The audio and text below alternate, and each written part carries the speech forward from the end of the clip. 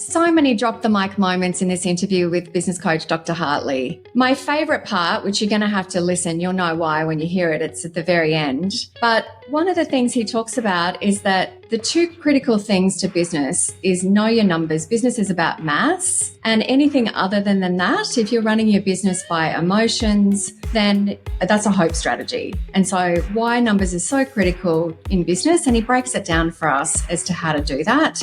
And then systems, how the systems can run the business. So let's take a listen.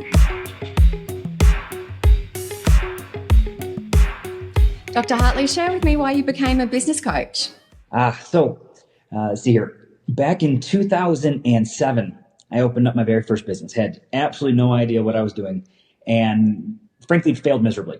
Had a video production company and opened it because I, wanted to be my own boss, right?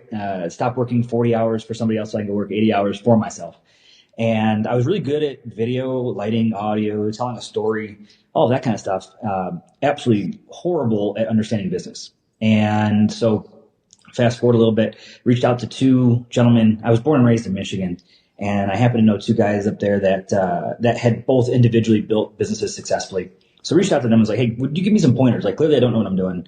Would you mind giving me some guidance? And very, very gratefully, they both said yes and became really mentors for me over the next few years, teaching me step by step how to build proper business. And from there, ended up joining arms with four other individuals to build a consulting company. Built that up fairly largely. And in my opinion, the first 5-10% of consulting is coaching. And the difference is then you have to go have the team to go implement and do all the work for the client. Where coaching kind of stops right there, and it's like, okay, well, it's your business. Now it's your responsibility to go do it, and we're going to hold you accountable to make sure you're implementing it properly. And so I exited the consulting business after getting to the point where I was traveling 150,000 miles a year, never home. Just about 45 to 48 weeks out of the year, I was on the road somewhere. I was like, this is not fun anymore. Right? People would always be like, oh, but you get to travel. I'm like, yeah, I travel and I see the inside of a boardroom, and then the inside of a restaurant, and then the inside of a hotel, and that's about it. Right? Rinse and repeat, week in, week out. And so, exited that business at the end of 2017, and, was like, okay, I understand business. I understand how to guide other businesses. Now let me start to do it in a way that I don't have to travel. I get to travel when I want to travel, and I can focus on local clients and guiding them, to essentially, I became successful because of my mentors, and now I get to do that. I get to do that for others. Love that. So you mentioned consulting versus coaching. Like, that's something that we hear quite a lot, and people are probably more likely to hire a consultant versus a coach. Why is that? And why is coaching so much more effective than consulting? So consulting is an interesting one because what we find is most of the time you're hiring a consultant. Let's say it's whatever you need done in the business, right? And the expectation, which can be dangerous, the expectation is that they're going to knock it out of the park, right? Because you're going to come to an alignment on what's going to be done, and then their job and responsibility is to go do it for you. What happens is most people don't actually manage their vendors. And so what happens is, because they're like, oh yeah, they're the experts in this, and they're not actually managing it. And very rarely does it, at least on the first go, turn out well. And so when we look at coaching in comparison, consulting, when you're reliant on another vendor or a consulting company to do it, you will forever be reliant on them, right? Because you and your business aren't learning how to do it. In coaching, you are taking in the knowledge, the education, and then applying it, right? Putting the application in place to get the results. And so now it's sustainable within the business, right? It's within the entity itself. So that way, at some point, every business owner exits their business, right? No matter what, either you exit it because you choose, when you choose, or you choose it, or life chooses it for you. We all exit our business at some point, right? And so when you exit your business, when it's self-maintaining, whatever you may have hired a vendor in the past for, the value of the business is much greater, and you're going to get a much bigger payday. And so, coaching at the end of the day, while it means you need to do a little more of the work yourself today, right? You're going to learn how to do it. At the end of the day, it's far more beneficial to the business owner when they look to exit their business. Okay, so you've mentioned exiting your business. How important is that for business owners to think about now? Oof. I remember having a conversation, probably 5, 6 years ago now, with a business broker company. And we were talking about this point. I was like, so, I have my thoughts on it. What are your thoughts on when a business owner ought to have their exit plan? He goes, the day before they open up the entity, they should have their exit plan outlined already. Now, that may shift over time as you build the business. With that said, though, you have to start with the end in mind, right? So, and most business owners, they get to the point where they want to exit, but their business is not exitable for any number of reasons that we see. So when you actually sit down, you go, okay, how long do I want to own this thing? What would I like to exit it and receive as payment for all the work I'm going to be pouring into this thing? You start there, so that way every single quarter that you're building your plan for the business, you're building it towards ultimately that destination point, regardless on time frame. So, I think Jim Rohn once said, we all end up in life. The question is, do you want life to design it for you, or would you prefer to design your life? And that principle clearly applies to business, where it's like, at the end of the day, at some point you're going to exit it. Would you prefer just a happenstance, be where you fall, or would you rather design it? And so that way, you're building, towards, what you actually desire for your life. So desire for your life, interesting, not just your business. Why is designing your life just as important as it is for your business? Oh, man. So, business very easily, if especially if you don't know what you're doing, like was me 17 years ago, business, you can allow business to suck every ounce of life out of you. And that's really where I was. I was homeless for over 6 months, living on the backseat of a white Dodge Charger in Texas. And I was like, man, like I have totally allowed. Now in the moment, I wasn't owning it, right? I was like, oh, business was horrible. It's totally taken my life. I totally blamed business instead of owning it myself. Right now, fast forward, I can look back and go, oh no, I totally allowed it. Business ought to give you more life. Business ought to give you the life that you desire, whatever that is for you. And so when you look at this and you go, okay, what do I, or me and my significant other, or me, my significant other and our family, what do we desire so that I can design my business to provide that for us, or businesses, right? It doesn't necessarily be, very rarely, you can get rich on one business. Wealth creation happens when you have more than just one normally, right? Unless you're going to go build a $1 billion enterprise. Wealth creation takes place with multiples. And so that's a big distinction to know when you are designing what you want life to be like. Is it one and done? Is it one and hold and I'm going to sell to my family or my kids 30 years from today? Or is it I want to build this up and take the profits to then buy others or real estate or whatever that might look like. So business ought to give you more life, and as long as you know what life you desire, then again, you can design it that way. So having the end in mind, I remember when I first met Brad Sugars 20 years ago, and I'd just taken over this restaurant as owner, and he said, what's your exit plan? It's the first time I met this guy, and he just says, what's your exit plan? I'm like, what, are you nuts? We just took over this week. But that then meant that, 3 years later, we actually went on and sold the restaurant. But that is just such a foreign concept for so many business owners. Why? Because so many never thought about selling it or what the exit plan is. Oh, and the problem is it becomes their baby, right? You have this thing that you've created and now it's your baby and you want to cuddle that thing for life. And it's just like, no, it's an asset. Like when you are able to emotionally detach yourself and look at it, just like you own a computer, right? That's all it is. It's just like any other asset, a car, clothing that you may have. That's all it is. The difference is it's producing profit and cash flow for you. And as soon as an owner is able to emotionally detach themselves from their baby and going, okay, no, this is just a thing, right? Now all of a sudden we can really start to do some fun things, because now we're not making emotional decisions. We're making business decisions that are best for the life that you desire, right? So so many people are just like, oh yeah, I just started it because I wanted to get out of a previous situation or whatever it might be, without going, oh, what do I actually want? Right? I'm only thinking 3 inches in front of my face. And so that's all I'm ever going to do is fix today's problems versus actually build it towards something much greater. And we become, like you mentioned, attached, but it becomes an identity. What you do, business becomes you. You're so tied, your identity is so tied up in that business. So what are some steps that you can give business owners that are listening around how to emotionally detach from your business? Like give me some practical steps. Okay. So, one, get someone that can guide you, because this is a journey, right? Shifting the mind is oftentimes it is the most important thing to shift first. And it takes a little bit of time for the most part, right? Because you never know what triggers are going to pop up, or fear, or whatever it may be.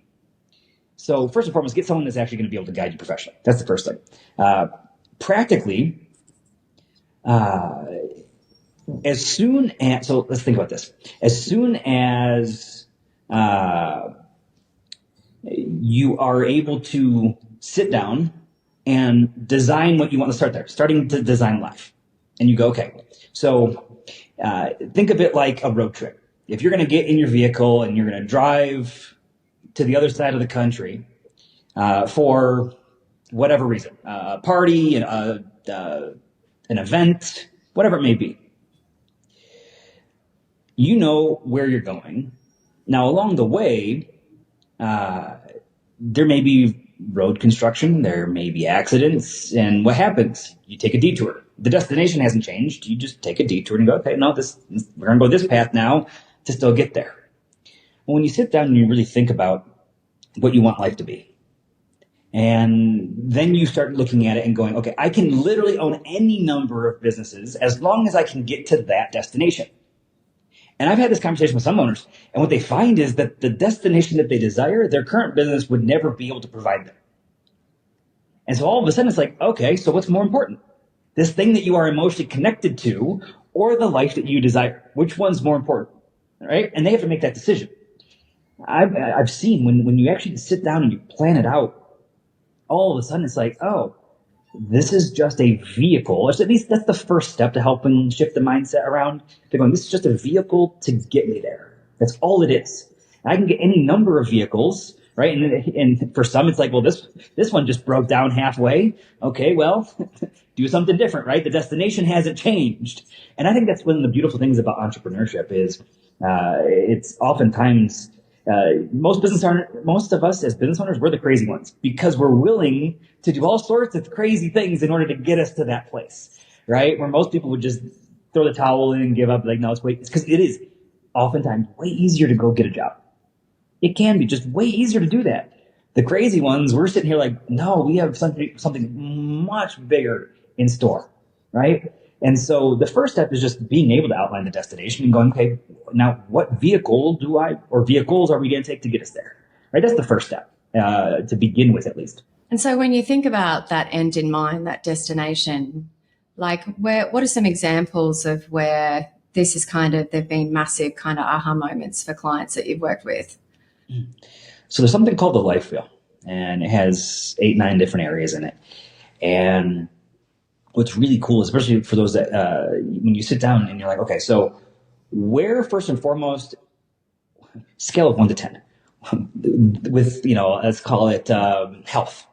Where would I rank myself today in health? Where would I rank myself today in enjoyment with things that, maybe entertainment? Where would I rank myself today in my relationships? Where would et cetera, right? You go through the different areas. And then you sit down and, okay, now what do I desire? So now that and you have to be honest with yourself, right? Because if you're lying to yourself, it's not very beneficial. If you're really honest with yourself, like, where do I actually see myself? And what then do I desire in these areas of life? Now I can go, okay, so I was sitting down with a client, husband, wife, and we're going through this. And one of my favorite things to do, especially when it's a younger couple, is the first thing I'll go, okay, on the count of 3, you're both going to answer the exact same question at the same time. How many more kids do you want? 3, and then I give them no time to think about it, right? Just 3, 2, 1, go. And they both have to say it, right? I mean, for me, it's hilarious. But for them, it can be like, wait, what? I thought we've talked about this. And I was like, oh, yeah, right? There's a misalignment there. And so you sit down and like, okay, that's just one question in one area of life. When all of a sudden you really start to go and unpack each one, those aha moments of realization can really kick in where, and that's where a lot of emotion can take place as well. Because, I remember sitting down with one woman, and we were kind of going through this, and we got to finances. And, where would you say you're at today? Where would you say to be at? And she broke down, and I'm sitting there like, okay, give her some space, collect her thoughts. And then when she's ready, and when she got to the point where she was ready to talk, I was like, okay, so what caused the emotion? And she's like, I just realized that I am setting myself up financially in life better than anyone else has ever done in my family. And she's like, the things that I will be able to do with my family because of that are pretty amazing. I'm like, that's pretty cool, right? When you really sit down and you start to think about it. So it's those type of things happen across the board, right? And as a coach, sometimes you have an idea, but very rarely do you ever really know where the emotion actually might kick in, right? And that's why you go through the whole process. So that way they uncover what actually means something to them. I'm nobody to tell them what should matter in their life. I'm here just to guide them through the process for them to explore, identify it. So that way then as a coach, I can guide them on the business side appropriately. So, when you find most business owners have certain skill set for different areas of business, like some might be great at finances, some might not. There isn't really one recipe for all, even though there is a formula for business. For business owners, how is a good way to kind of identify your skills and then what to know to outsource for the others? So most businesses have, and pretty much all, have 6 areas to really focus in on. Marketing, sales, operations, team, finance, and mindset. Those are the 6 areas that pretty much every business on this planet has to master at some level to be able to scale, to be able to grow properly. And so if you're going to sit, and so you sit there and you go, okay, yeah, one person isn't going to master all. And so where would you rank yourself in marketing? And then let's look at the metrics to showcase it. Where would you rank yourself in sales? And something I learned a while back was in business, everything becomes a money conversation. And so if someone's like, oh yeah, I'm a master at this, I'm like, sweet, awesome, show me the money, right? Like, show me how that eventually has trickled down into additional profit, because that's what you're amazing at. And then once you show it to me, like, great, check that box, right? Now we go through each one and I'm like, okay, there's the place that we're going to go focus on. Especially once you get into businesses that have larger teams, now we have, business is math and business is people. The math has no emotions. People have tons of it. And so you start to go, okay, which business owners are great at the people side? And then let's go focus on the math stuff. Which business owners are great at the math stuff? And now we got to go work on the relational side of the business, right? Because, and some are good at both, but there's always going to be areas that are better than the other, right? And so you can do a pretty quick diagnostic on yourself and on the business to quickly know, which area do I need to focus on improving, because I'm naturally good at fill in the blank. So let's talk about the maths for a minute. Maths in business. I'm just going to let you finish that sentence. Math in business. If you don't know your numbers, you don't know the business. Let's be clear about this one. Business is filled with metrics.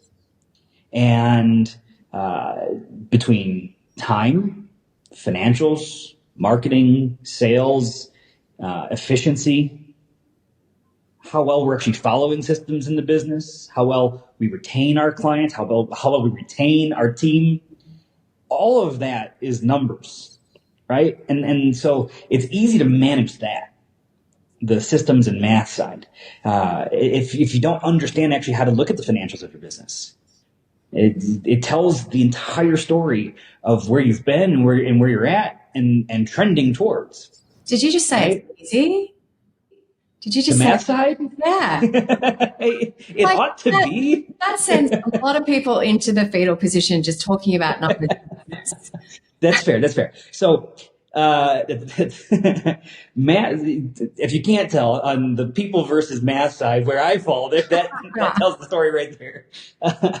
uh, yes, the versus if I were to talk to my mom who works in HR, she'd be like, "Oh no, the people side's the easy part, right?" And I'd be like, "No, there's no way." So yeah, I mean, here's the thing: math, at the end of the day, can only be what it is, right? The numbers don't lie unless the person running the numbers does something to them, right?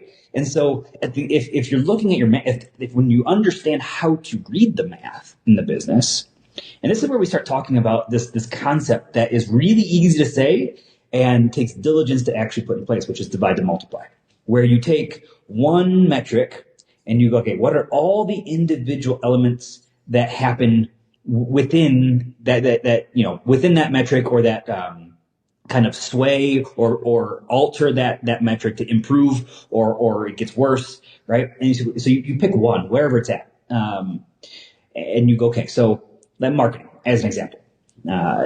You have your leads, you get them into the qualification process at the marketing side, then they get handed over to sales. Sales then begins to qualify them.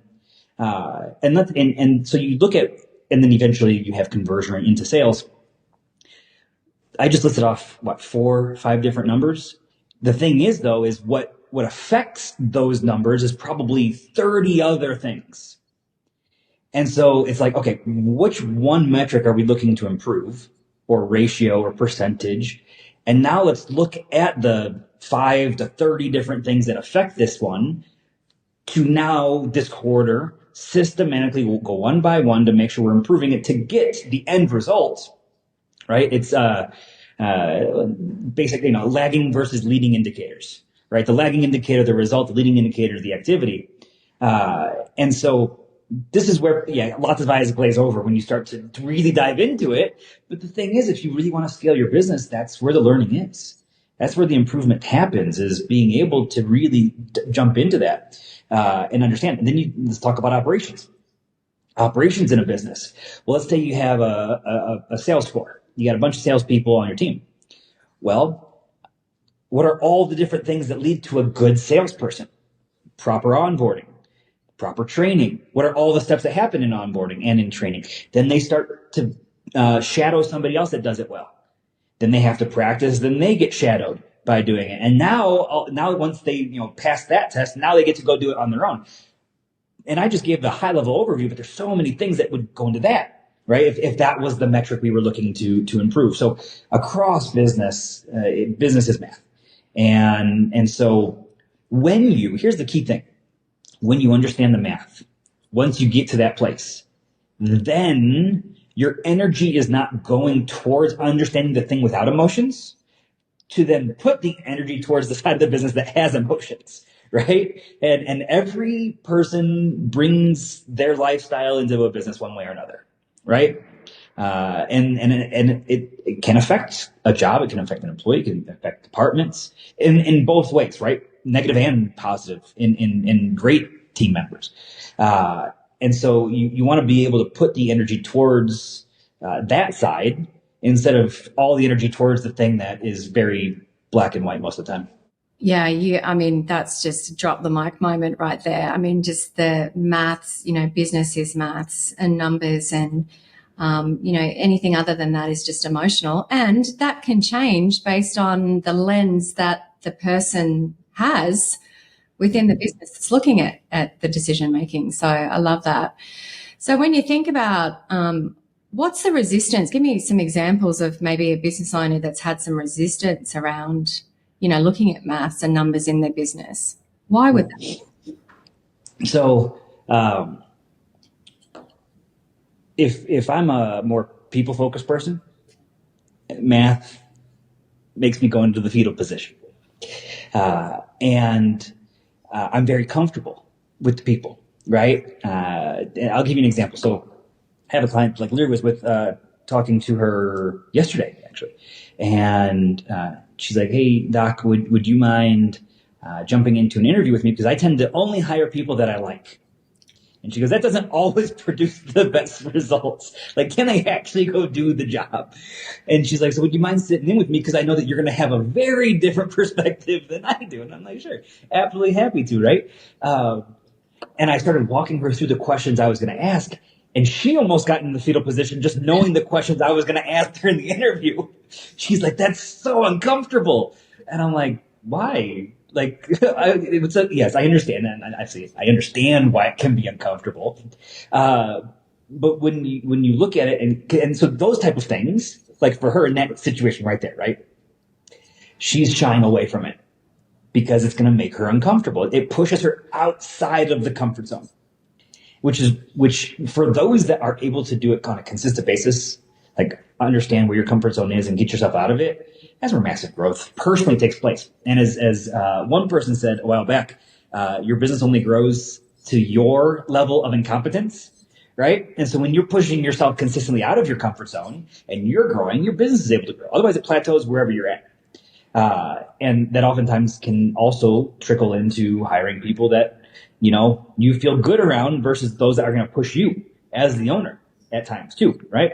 And so if you're a business owner and you're like, numbers, they scare me, or my eyes glaze over, or they're boring, or I don't understand them, or whatever the excuse really is at the end of the day, you end up staying in your comfort zone. And if you're looking to really be able to go, okay, I'm going to get out of my current plateaued place, or maybe I am growing, but I'm not growing at the pace at which I know I could, then you start looking at this and going, okay, then I need to start putting myself in situations that are outside my comfort zone to learn. And that's super helpful and super healthy for both the individual and the overall business. And you mentioned just one example of how hiring the wrong person can actually be detrimental to the business and cost the business money. It's, apart from it's sort of contradictory in the sense that, you want to play in areas of business. You talked about 6 areas of business, but you want to play to your strengths. But what you're saying is identify the areas where you're not so strong and then go work on those. And you cannot possibly do this on your own, can you? That's the benefit of having a coach. Absolutely. It's why you get a personal trainer, right? It's why you get somebody. If I struggle with eating healthy, I force myself out of my comfort zone, get a nutritionist, because I know that person's going to kick me into gear to eat healthy if that's something I desire. The key thing is I have to want it, right? I have to actually desire to be more fit or whatever the thing is. So yeah, they say what I mentioned earlier, right? Everything becomes a money conversation in business. Hiring, you hire the wrong person. They say it's roughly 3 times more expensive to rehire than if you actually kept your employees. And so hire right the first time, right? Working on those things that are not natural to yourself, you need somebody else that's going to be able to guide you, hold you accountable, because chances are procrastination kicks in. Right, the desire to go do the things that you're normally doing, all of that kicks in, and so you need somebody that's going to be able to hold the feet to the fire to make sure you actually do it. Because at the end of the day, it's not for them; it's for you. So, with all the businesses that you've worked with over the years, what is the key area of business that you find, or the strategy that gets the best results? Always look at business through the. What's that? Is it know your numbers? Absolutely. 2 things. 1, you have to know your numbers. If you don't know your numbers, you're not really going to know your business. The second part is always look at your business through a systems-based approach.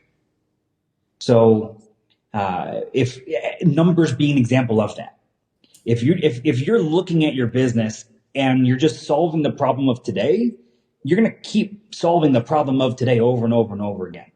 When you look at your time, when you look at your finances, when you look at marketing, sales, when you look at hiring processes, how communication takes place with clients, like the entire side of everything, look at it through the lens of a systems-based approach, because then it can be duplicated over and over and over again, and then it can be managed, right? At the end of the day, most problems in business are a systems problem and a management problem.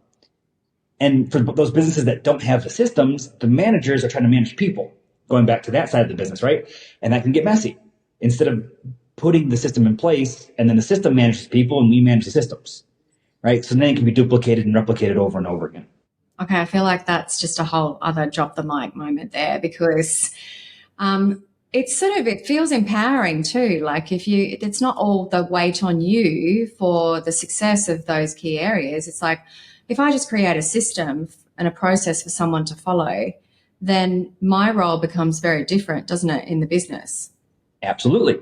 Which is one of those pieces that you asked earlier around, like, how do I emotionally detach myself from the business? Well, that's just another one of the Lego pieces, if you will, on helping the brain get there, is going, oh yeah, let me create a system around this. Now all of a sudden I can delegate it, or whatever that might be, right? So all these things help ultimately for where we started our whole conversation, which is the destination. Give me a client example where you've seen that massive breakthrough and success with these strategies. So, 2017, it's a dog grooming business. 2017, this business opened, and about halfway through the year, and they were doing about 2,500 a month in revenue. Right, they were just a baby business, and met the owner. She jumped into coaching. First and foremost, education. She'd never been a business owner before, so take up the education, get the knowledge first, then into coaching, guidance on applying it appropriately. And so we started coaching in 2018, and she went from $2,500 in revenue to doing $1 million 3.5, 4 years later. And for a dog grooming company, that's a massive scale up, right? And at the beginning, she was doing all of the things because she had been a dog groomer in the past, or a pet sitter in the past, and so she was doing it. And for her, it was she had that aha moment on, oh, if I want to actually scale my business, it can't be reliant on me. I am the concentration risk to my business at that point. And so the bottleneck. And so, okay, systems approach, right? Let me just systematically, one at a time, work through the business until we got to the hiring of team side, and then she got to the point where she's like, yeah, I'm not really doing anything. What do I do, Hartley? She's like, what do I do? I'm not doing anything. I'm like, well, you go find. You have a couple options, right? You enjoy doing nothing. You sell the business because now it works without you, so the value of it is way higher. You go take profits from it and pour into growing something else, or you double down on this one and open up new locations, right? There's all sorts of things you can do. She ended up choosing to sell it, and I was like, good for you, right? 3.5, 4 years is all it took. Get yourself to 7 figures, business working without you, go sell it, and now she's a stay-at-home mom. And she's like loving life, you know? I'm like, that's super freaking cool. And it's because she was willing to get out of her comfort zone. She was willing to do the learning, take the action, and just go step by step until the business got to the point where she was ready to exit. Amazing. All right, I'm going to throw a curveball in here. This is going to be a controversial question, so be very careful how you answer it. The difference between men and women when it comes to business owners. Oh, God. Do I have to be careful? Your choice. My personal opinion is women run businesses better than men. Say that again. My personal opinion. Say it again. Yes, okay. My personal opinion is women run businesses better than men. Men have way too much ego most of the time. Not all. That by no means all. With that said, large majority, ego gets in the way. And what I've seen year after year is women being willing to come to the table going, yeah, I only have strengths in certain areas. Please teach us up in these other ones. Where guys too proud, right? Too much ego and like, oh, I got it. I got it, right? It's like, no, like it's okay to not have it so that we can actually get to the point where you do. And so, yeah, like large majority of my clients are female entrepreneurs, and they kick ass. Okay, so takeaway from that is men who are running businesses, go hire a female. I'll give you an example. So there's a spa in Austin that when I started working with the owner, and she is a highly dominant individual. Like, she's a badass. Her business was doing about $35,000 a month, and which is great. It's getting going. I got the invitation last week to their grand opening of their fourth location now, which will be in a week or so. And from 2018, doing 35,000 a month to 20. We got her through COVID in a spa. It's kind of hard to massage people when you have to be 6 feet apart, right? So her business completely shut down for a quarter or two in 2020. With all the work that we did leading up to that, when we opened the doors back up in her business when we were able to, 2020 ended up being her highest revenue, highest profit year with being closed for 3 to 6 months. To the point where then she was doing about 45,000 a week. So she went from 35,000 a month to 45,000 a week in her business in literally 2 years. It was insane.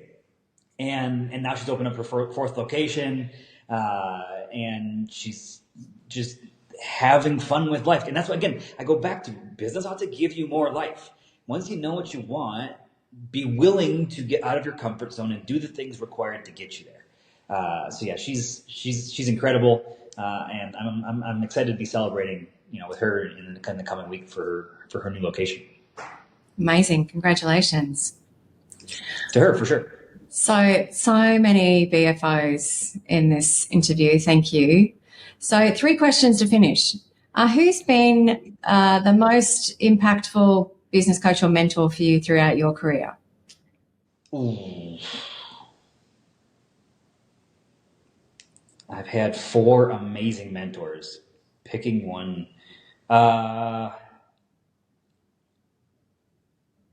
For the stage in life I'm in right now, it would be my most recent one, John. By far.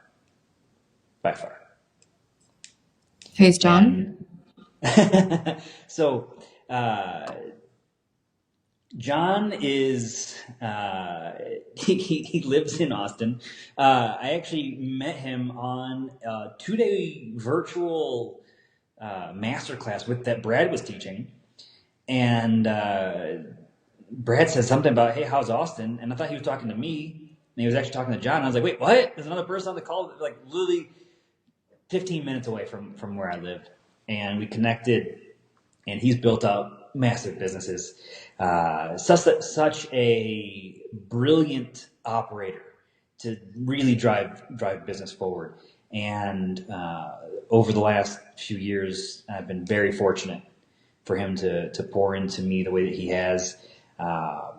And that's, I really feel that way about each of my mentors, because they were what I needed in that moment of life, which I think is beautiful.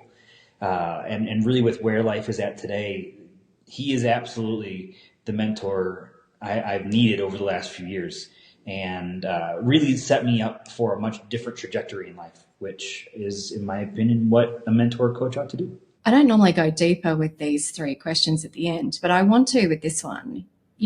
How intentional were you before you met John around finding a mentor? Ooh. So, in the masterclass where we actually first connected, part of it was a purpose masterclass, like your personal development. And one of the exercises was writing out new I am statements, right? The identity you desire to have in life. And one of them that I wrote down was, I am attracting 5 billionaires who live the way I desire to live my life. And then literally like the next day, like day 2, all of a sudden I was like, oh, hey. Now at the time I didn't know that he had built massive businesses and stuff like that.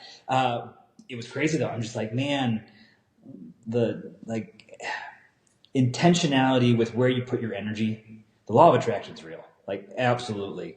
And to write that down and unknowingly the next day meet somebody or connect with somebody that does that, that's super close to, where I was at. And then a month or 2 later, met him in person, to then find out what, I'm like, wait, what is going on here? because you would never guess it by just meeting him, right? Until you see his card collection, and then maybe you'd guess it. Other than that, though, just super crazy humble and willing to share, willing to pour in. And so my intentionality was written down because of a masterclass I was at, and then Thank you. I started tracking. appreciate you sharing that. That's an amazing story, and the power of intention. Thank you. Now, question number 2 is best book that you would recommend. Ooh, I'm gonna go back to the math side of business. So it is by Keith Cunningham. He's the author. Keith Cunningham. It's a crazy long title. The Ultimate Blueprint to an Insanely Successful Business.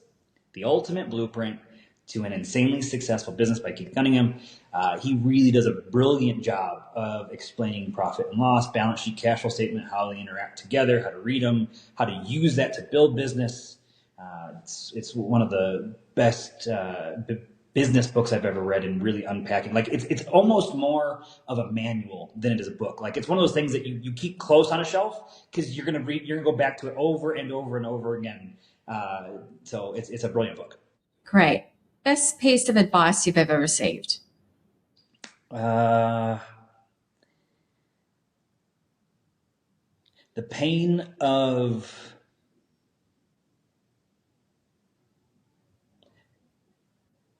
of taking action, or the pain of regret. The pain of discipline weighs ounces. The pain of regret weighs tons, and it accumulates. So choose your pain wisely. So much juice. Dr. Hartley, thank you for spending time with us today. You are very welcome.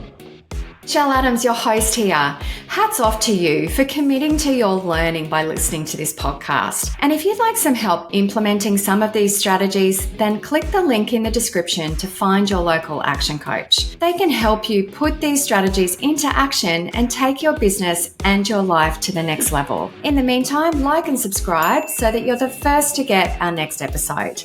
We'll see you soon.